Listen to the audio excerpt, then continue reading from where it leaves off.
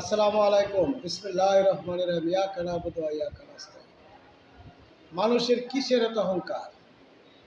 মৃত্যুর পরে ধন সম্পদ হবে ওয়ারিসদের, রূহ হবে আজরাইলের, মাংস হবে পোকামাকড়ের, হাড্ডি হবে মাটি।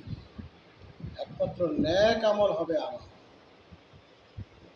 আমাদের একজন প্রিয় নেতা, আমার মামা, আর আমাদের মা ও শিশু হাসপাতালের মালিক মরহুম রুহুল আমিন। মৃত্যুর 1 ঘন্টা আগে আমার সাথে তার কথা।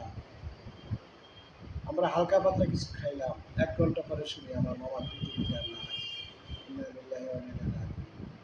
তাহলে আমরা কিসের এত অহংকার করি, কিসের এত দেমাক দেখাই, কিসের ধন সম্পদ, বাড়ি গাড়ি, নেতৃত্ব, টাকা পয়সা, এত অহংকার, মানুষের সাথে এত অমানসিক ব্যবহার, এত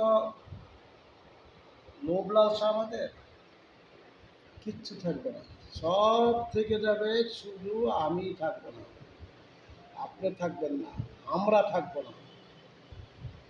মৃত্যুর পরে 40 দিন পরে কেউ আমাদেরকে খবরই নেবে না। একমাত্র আল্লাহ এবং তার প্রেরিত রাসূল আমাদের মাইন্না চলতে হবে, আল্লাহর পথে চলতে হবে, রাসূলের নির্দেশে চলতে হবে। মৃত্যুর কথা ভাবতে হবে, কবরের কথা ভাবতে হবে, জানাজার কথা ভাবতে হবে। আসুন আমরা দিনের পথে চলি, আল্লাহর পথে চলি, মানুষের মনে কষ্ট না দিই। সবাই ভালো থাকবেন। আসসালামু আলাইকুম ওয়া রাহমাতুল্লাহি ওয়া বারাকাতুহু।